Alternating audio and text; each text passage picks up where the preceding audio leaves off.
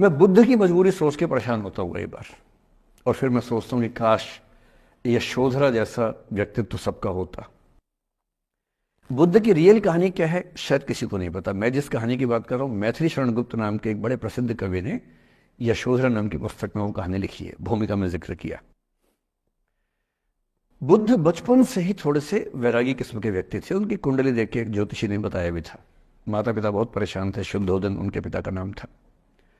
माता पिता ने बहुत कोशिश की कि इस बच्चे का मन विरक्त न हो।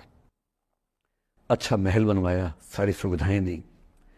जैसे ही बुद्ध थोड़े से किशोरावस्था में आए, उस समय की दुनिया की सबसे खूबसूरत महिला से, लड़की से, यशोधरा से उसकी शादी करवा दी। यशोधरा के पिता ने काफी एग्जाम लिए बुद्ध जी के, वो सारे एग्जाम में पास हुए, तब जाके शादी हुई, ऐसे नहीं हुई।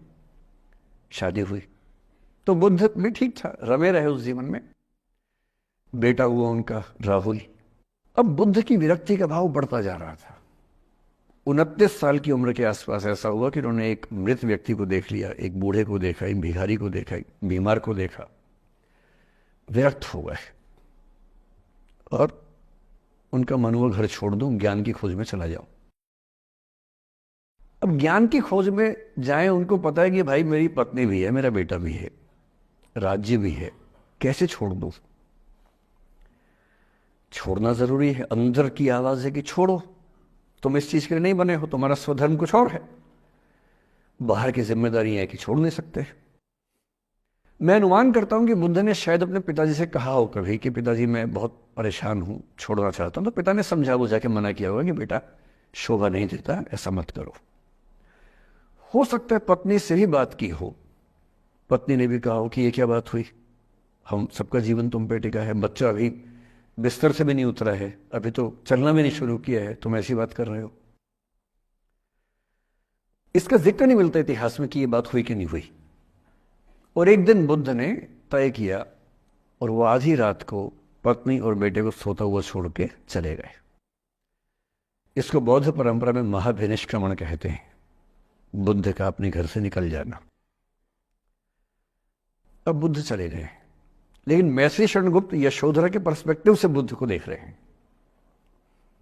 यशोधरा बहुत परेशान है, भाई पति चला गया है, बच्चे का पिता चला गया, मजाक छोड़ना है। राजा परेशान है कि उनका उत्तराधिकारी चला गया है।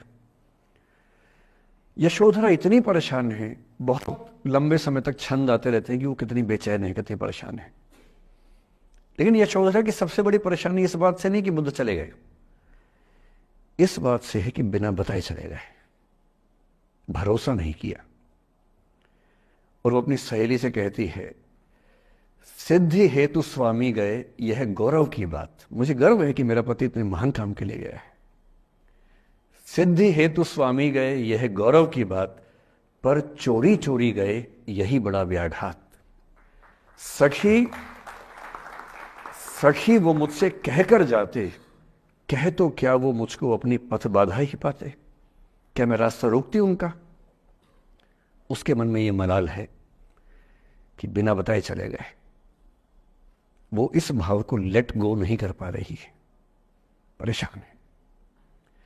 फिर बुद्ध को ज्ञान मिला 6 साल की तपस्या के बाद, बोधगया में बोधि वृक्ष के नीचे ज्ञान मिला। बात फैल गई। जो 5 शिष्य बुद्ध को छोड़ के भाग गए थे उनके बुरे वक्त में, उन्हीं 5 को बुद्ध ने सबसे पहले ज्ञान दिया सारनाथ में, जिसको धर्म चक्र प्रवर्तन कहते हैं। बुद्ध की ख्याति बढ़ने लगी। शुद्धोदन ने बुद्ध के पास, अपने बेटे के पास कई लोगों को भेजा ये कहने के लिए कि भाई यहां भी तो आओ, हमसे भी तो मिलो।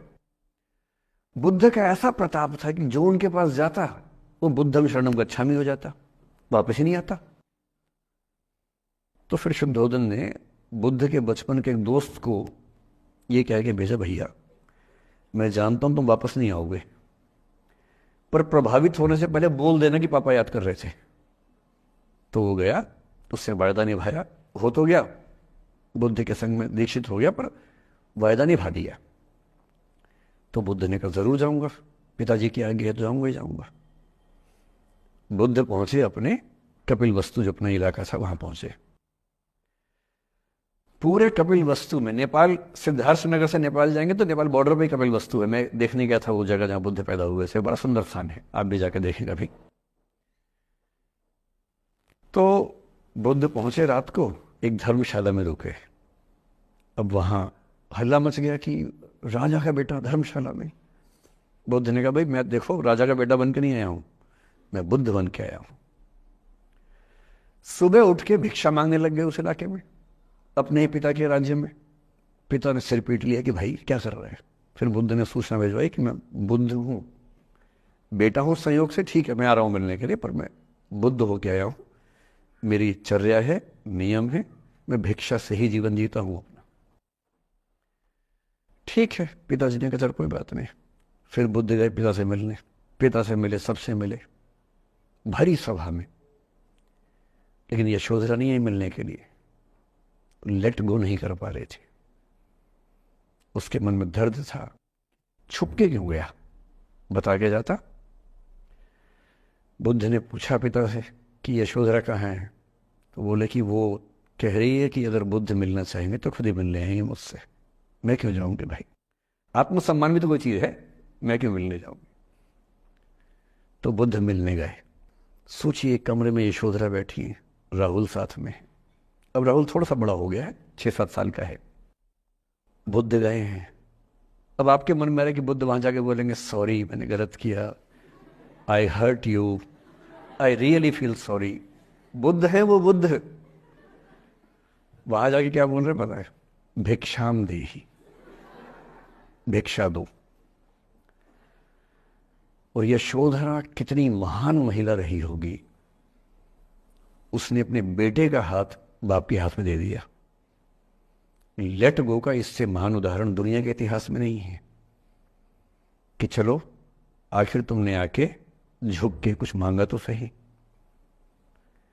उसकी जितनी ईगो थी, अहंकार था, सब विगलित हो गया। और जो औरत परेशान थी कि मुझसे बिना बताया गया, उसने अपने बेटे को दे दिया कि इसको लेके जाओ, क्योंकि वो जानती है कि तुम महान काम कर रहे हो, और तुम महान काम कर रहे हो तो मैं क्यों बीच में आऊंगी भाई, मेरा पति महान काम कर रहा है तो मुझे खुशी होनी चाहिए, और तुम्हारी उस खुशी में मैं क्यों पीछे हटूं। बस मुझे भरोसे में लेके जाते तो और खुश होती।